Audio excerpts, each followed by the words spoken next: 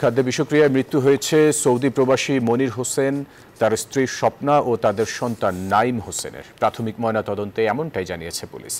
তবে আরও নিশ্চিত হওয়ার জন্য নমুনা পাঠানো হয়েছে মহাখালীর পরীক্ষাগারে। মোস্তাক জাহিদের ক্যামেরায় বিস্তারিত জানাচ্ছেন আরিফুল ইসলাম।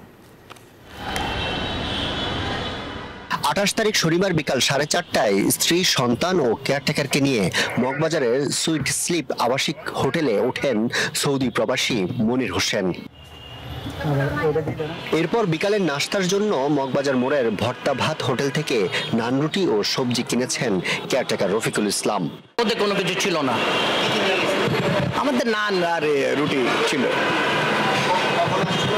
5টায় গত পরশু দিন পরে ওরা নিয়ে গেছে। আর ওদের একটা গেম ছিল আলাদা, এবং তারা পুলিশ তো ধরছে। পরের দিন সকাল 9:40 অসুস্থ অবস্থায় প্রবাসীর স্ত্রীকে হাসপাতালে নিয়ে যান কেয়ারটেকার। 2 ঘন্টা পর কেয়ারটেকারকে সহযোগিতা করতে যোগ দেন আরো একজন।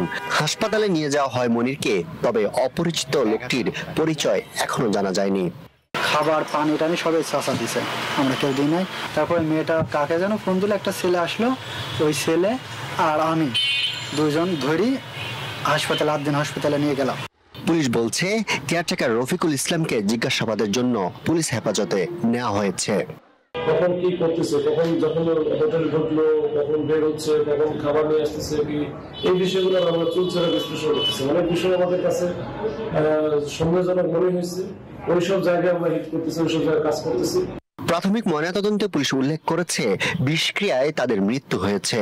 মরদেহ থেকে ব্লাড ও নমুনা সংগ্রহ করে মহাখালী পরীক্ষাগারে পাঠানো হবে। রিপোর্ট আসলে প্রকৃত মৃত্যুর কারণ জানা যাবে।